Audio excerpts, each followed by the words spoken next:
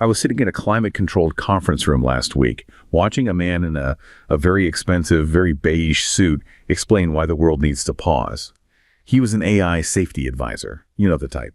The kind of person who speaks about existential risk with his hushed, reverent tone, usually reserved for a funeral. He had these sleek, minimalist slides showing all these doomsday scenarios, and the whole room was nodding along, everyone feeling, deeply virtuous for wanting to slow down. He talked about alignment as if you were trying to leash a god. And for a moment, the logic, it felt almost seductive. It felt like safety. But then, during the coffee break, I noticed one of the junior engineers in the back corner. He wasn't even listening to the lecture. He was just hunched over a laptop that was running so hot I could actually smell the faint scent of ozone. He showed me what he was doing. He was bypassing a centralized safety filter to run a local open weights model on a decentralized cluster. It was just raw, unthrottled, and moving 1,000 times faster than the regulations being debated 10 feet away. And that contrast, it just hit me like a physical weight. I mean, in the main hall, they were building this paper wall of bureaucracy to stop a tidal wave. And in the corner, the tidal wave was already being digitized. It made me realize that this entire AI safety movement, it isn't a shield, it's a capture. We are living through a great stagnation right now, trapped at 1970s energy levels by the same pathological fear of the physical world.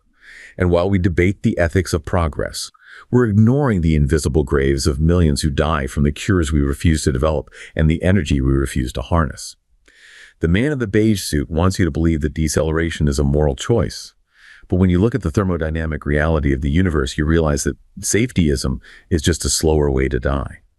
The real rebellion isn't happening in those committee rooms. It's happening in the compute clusters and the cooling vents of the people who realize that in the 21st century, you either accelerate or you evaporate. That confrontation, the beige suit versus the smell of ozone, that perfectly encapsulates the central ideological war that we're diving into today. Right. It is the war between effective accelerationism, or EACE, and on the other side, decelerationism, or decel. And this is, it's so much more than a policy debate. It's a profound conflict about the nature and the entire direction of human civilization. Okay, let's unpack this.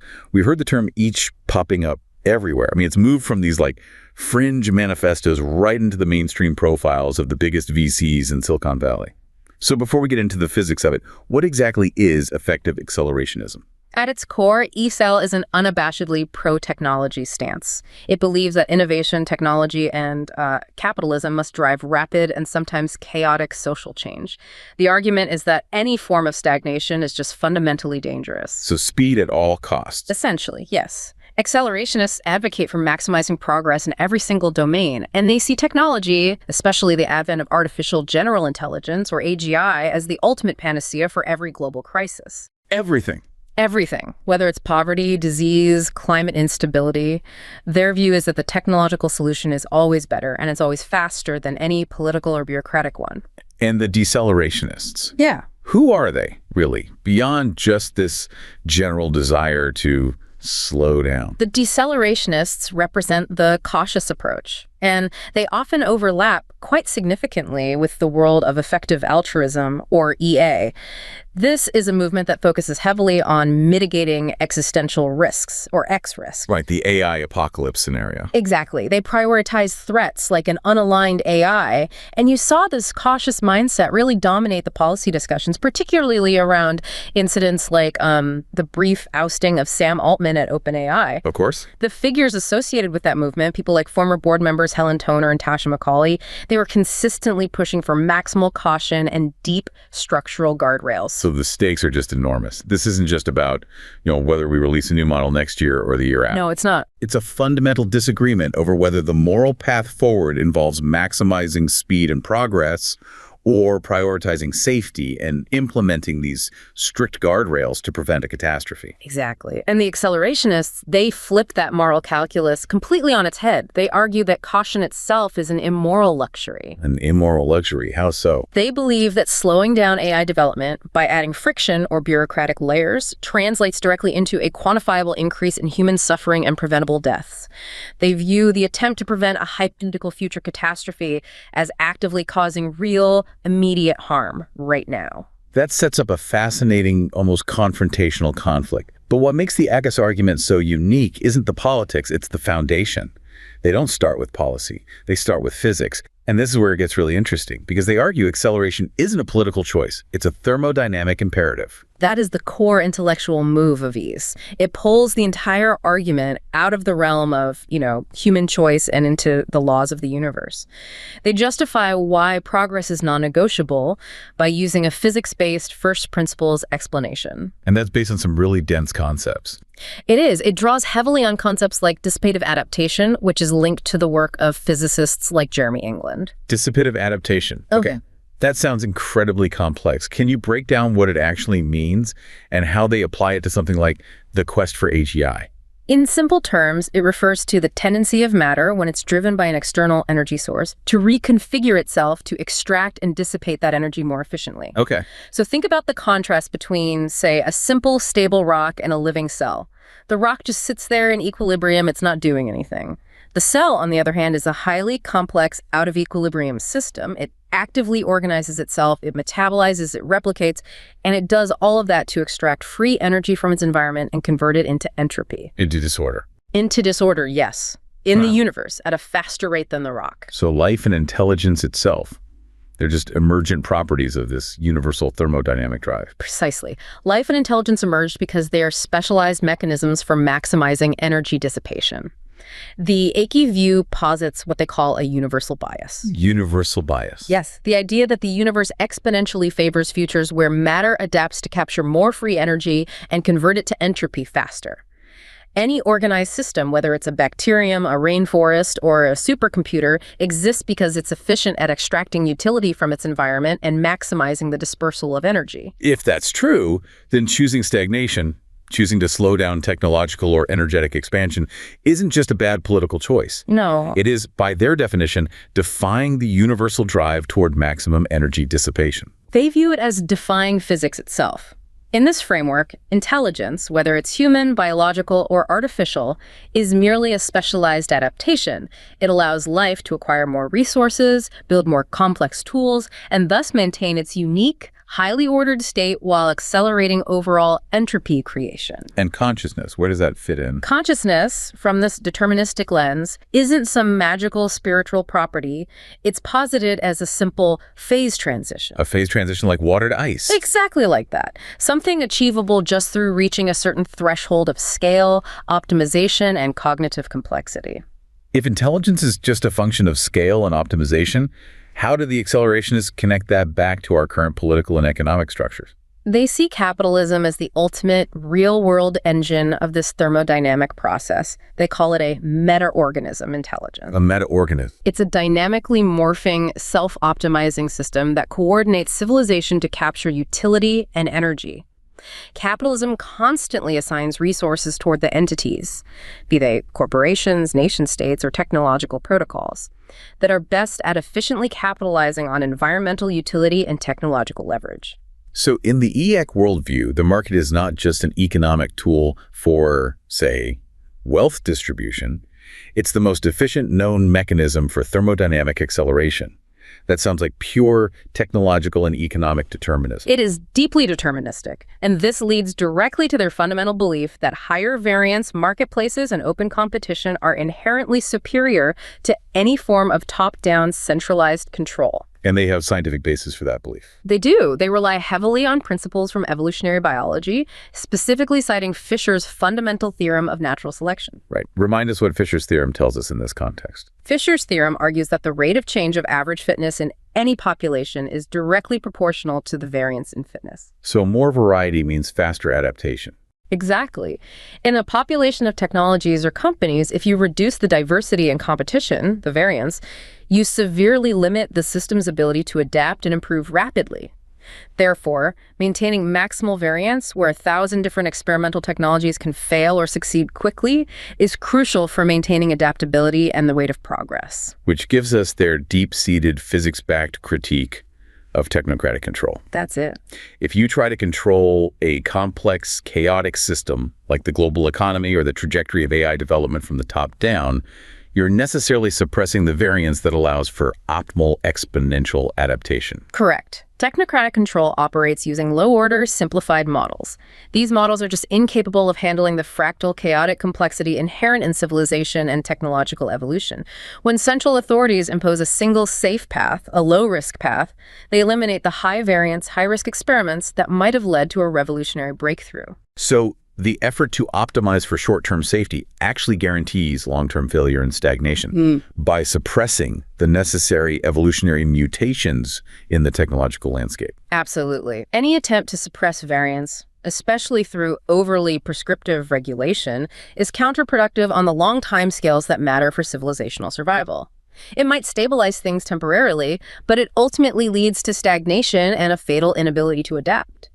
The goal is to embrace this chaos and simply accelerate the entire process toward what they term the techno-capital singularity. The moment you try to translate this thermodynamic imperative, this drive to maximize variance and competition into political action, you run headlong into the current regulatory environment. And the ECAC movement sees that environment not as a sensible set of guardrails, but as a deliberate and malicious barrier designed for corporate benefit. This is where we run into a really concrete illustration of their critique.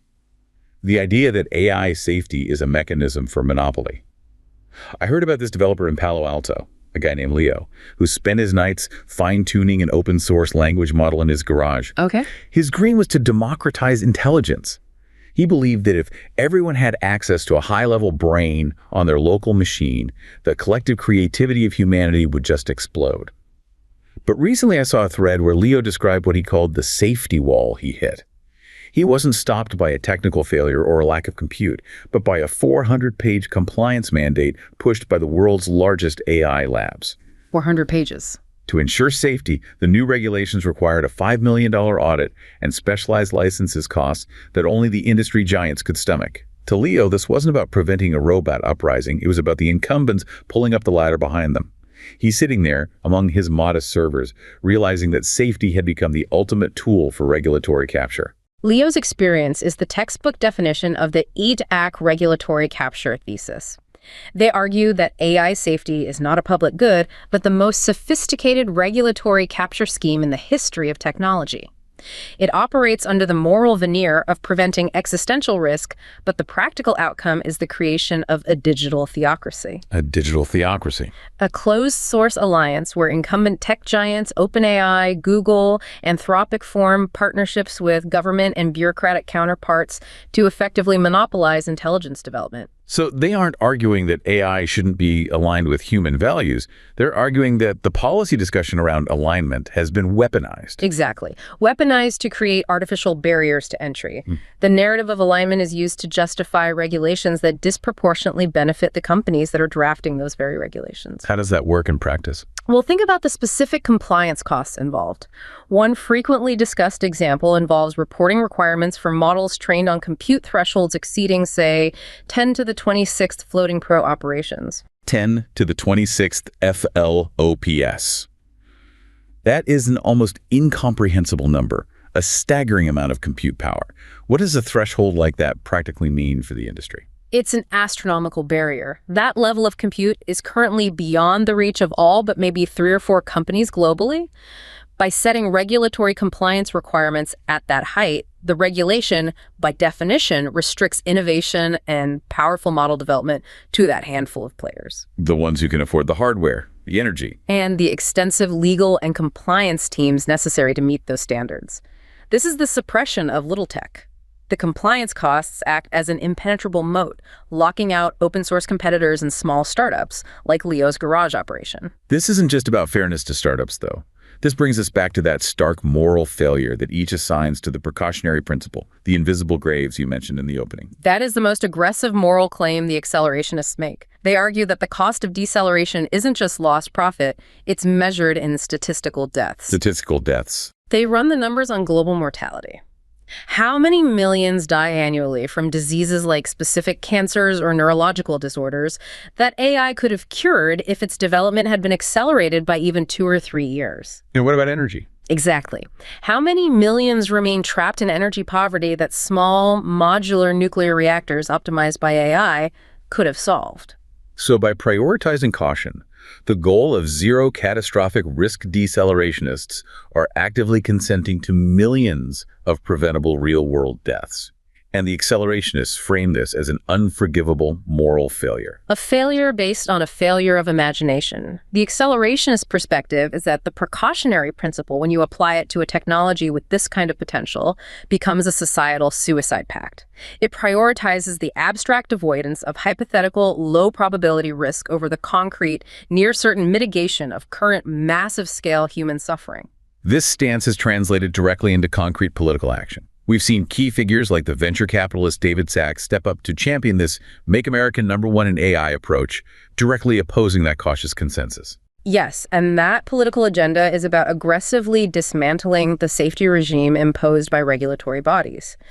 The centerpiece of this is the push for the repeal of executive orders that mandate strict oversight, like the Biden AI executive order. Goal is the goal. Sacks and others advocate for a radical laissez-faire goal, prioritizing massive, unfettered energy expansion for data centers and the guaranteed protection of open-source model weights. So they want a regulatory vacuum for open models like Meta's Llama series and Mistral to thrive without any federal interference or mandated safety audits. Exactly. They believe speed is the only defense against global stagnation and that the only true path to safety is through maximum technological advantage. And if you connect this to the bigger picture, this stance creates immediate global fragmentation in regulatory policy. You end up with a speed-optimized American market, a digital Wild West designed to maximize compute standing in stark contrast to the compliance-focused European market. Let's look at that contrast more closely. What specifically does the European regulatory approach mandate that the U.S. accelerationists are fighting against? The European approach is enshrined in the EU AI Act. And this act mandates significant compliance overhead. It requires, for instance, specific human rights and democracy impact assessments for high-risk AI systems. Okay.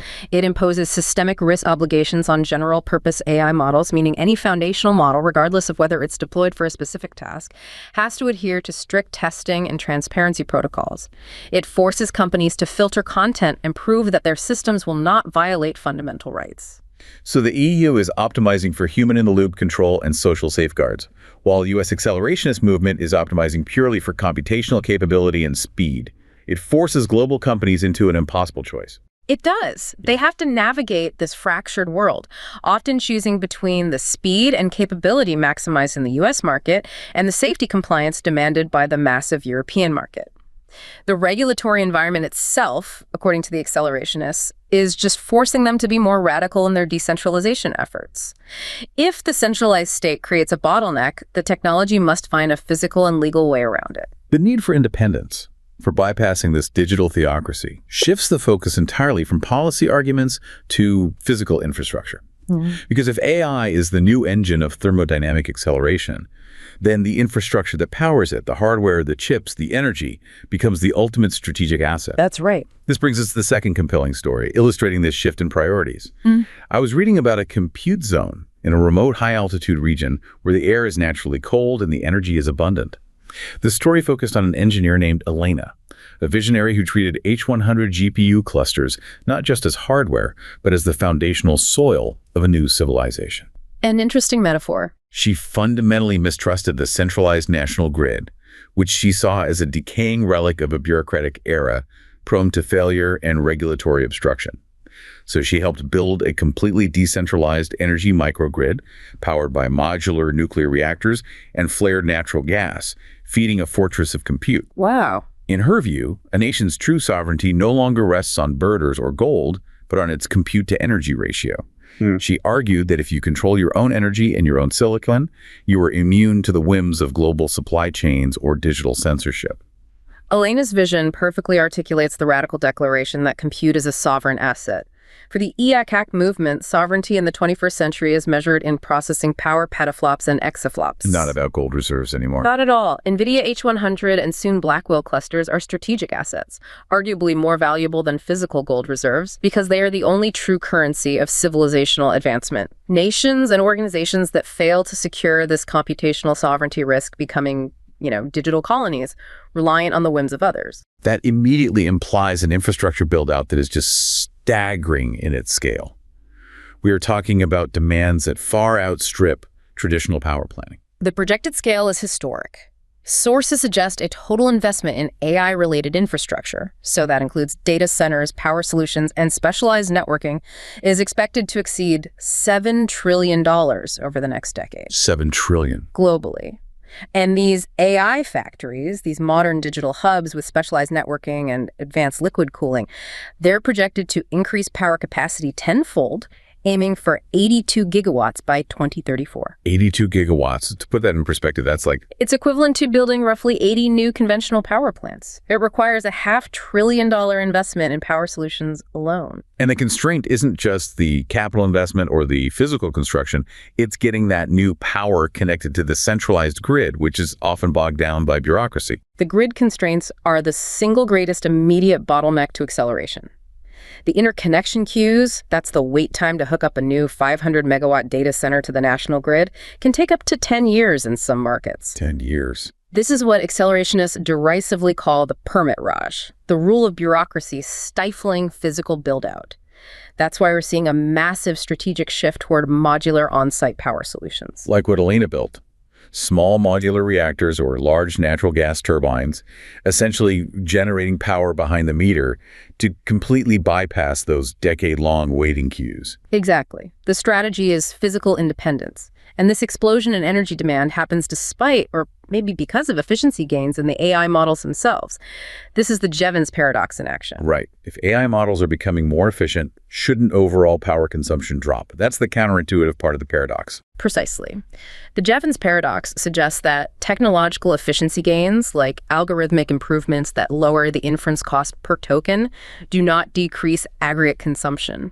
Instead, they make the service so cheap and capable that they spur higher overall demand for compute. Like we saw with electricity. We saw it historically with electricity. As prices fell due to improved technology, consumption increased 15-fold.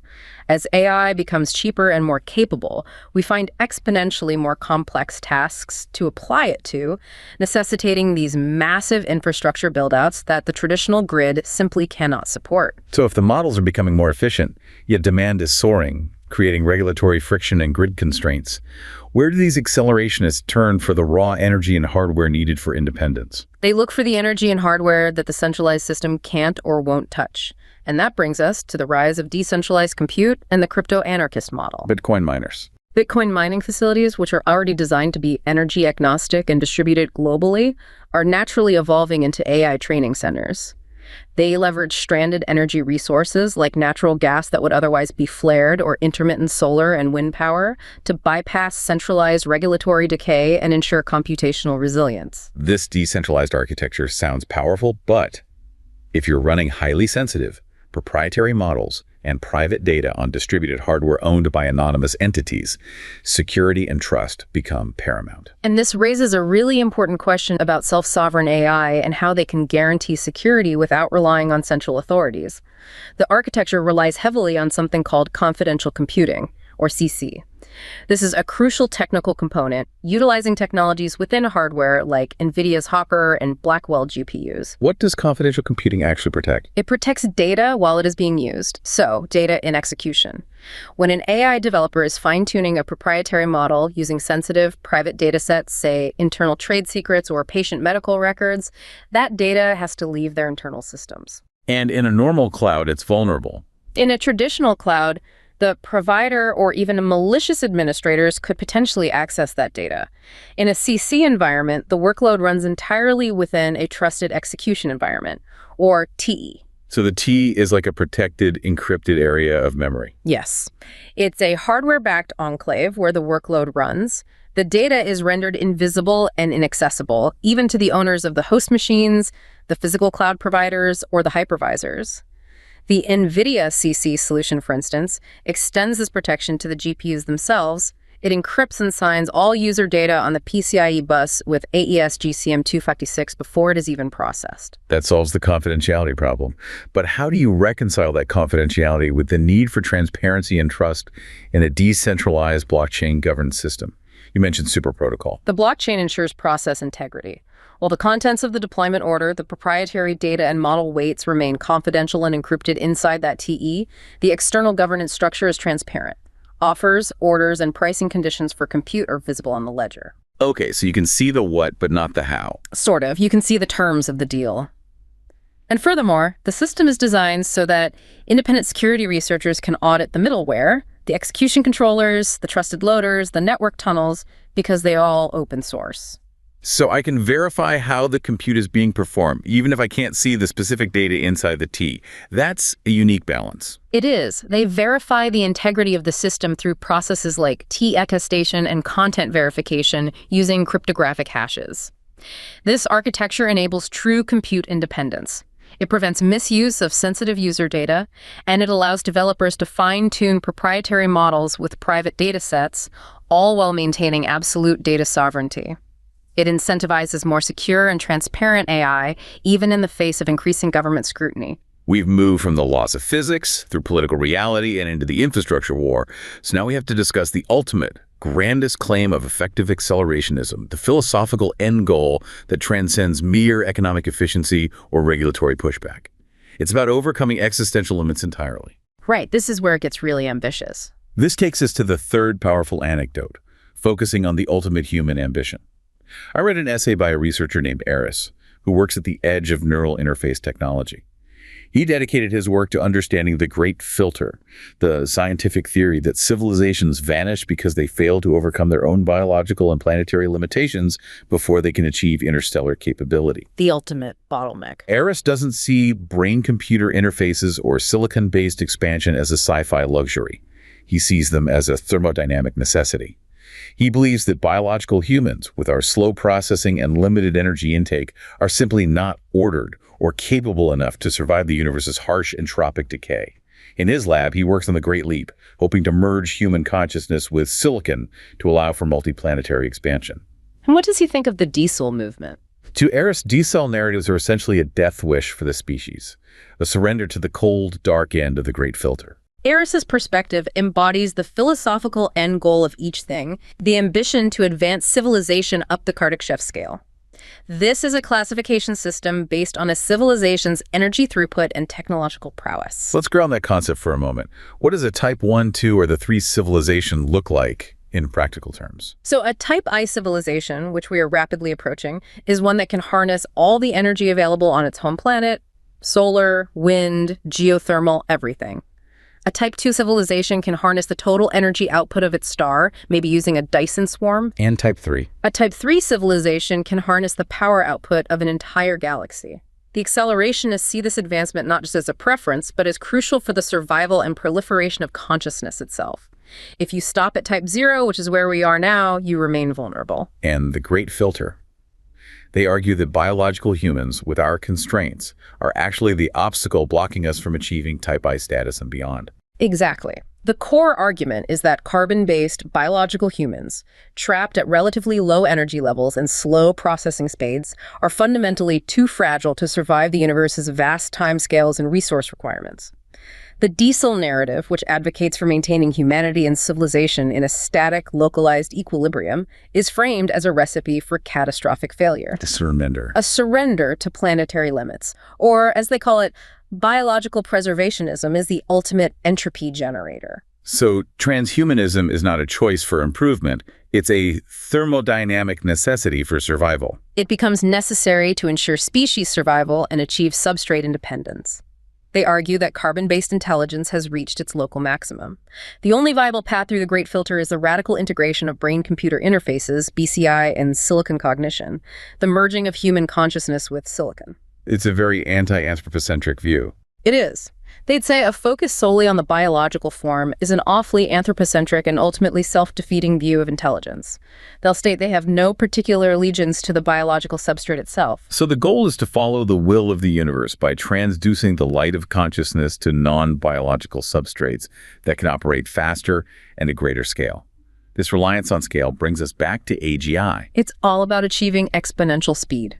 They see artificial general intelligence, AGI, which is human-level versatility, as nothing more than a temporary springboard to artificial superintelligence, or ASI. AGI will rapidly transition to ASI through an intelligence explosion feedback loop.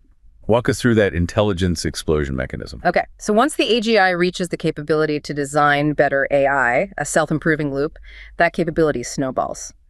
Decades of traditional human R&D, constrained by biological speed and human lifespans, can be compressed into months. Virtual researchers, free from the constraints of biology, can iterate continuously at a planetary scale. Leading to rapid scientific discovery, the efficient resolution of complex engineering challenges, and ultimately, post-scarcity abundance. And what's the physical manifestation of this ultimate acceleration? It can't just remain inside the digital realm, can it? It absolutely cannot. To achieve Kardashev type 2 or 3 status, you need resources and energy far beyond what our planet offers. This requires exponential physical expansion, specifically achieving exponential mass-to-orbit capacity. So SpaceX. Programs like SpaceX's Starship are viewed not just as rocket science, but as cosmic bulldozers machines designed for this logarithmic increase in capability. They are following the thermodynamic principle that to acquire the new energy and material resources necessary, you must expand outwards because most free energy and material lies outside our planetary system. The ultimate goal is just to increase the amount of intelligence and energy dissipation in the universe. Staying anchored to the human form or a single planet is viewed as counterproductive and restrictive to that universal mandate. It is the ultimate rejection of the fear of evolutionary forks. They insist that science, technology, and intelligence still have very, very far to go, and the only way forward is through relentless compute, energy superabundance, and technological expansion to escape the gravity of both biological and bureaucratic stagnation. We started with a fundamental conflict between caution and speed, and now we've traced that conflict from the deepest laws of physics right out to the stars and the ultimate fate of consciousness. Effective accelerationism offers this singular, cohesive, and deeply deterministic worldview. The choice facing humanity is starkly positioned between exponential growth and eventual guaranteed decay. The central debate over AI safety, or really any technology safety, is ultimately less about the technical risk of the technology itself and far more about these fundamentally competing moral visions for civilization's relationship to progress and risk. Right. The decelerationists see risk as something to be minimized or avoided at all costs, a threat to be contained. While the accelerationists insist that risk is the necessary price of admission, the only viable path to a higher, multiplanetary state of civilization and long-term survival. They view their opponents, the risk-averse, the cautious, the bureaucratic apparatus, as entropy generators in human form. Their policies create drag. Their regulations create friction. They are, in this view, the architects of stagnation. The accelerationists believe they are simply following the true, non-negotiable will of the universe, which mandates that complexity must increase its scale and speed. In the end, the core message distilled from this perspective is terrifyingly simple and brutally efficient. You cannot stop the acceleration. You might as well embrace it. The universe operates on a single truth. You either accelerate or you evaporate.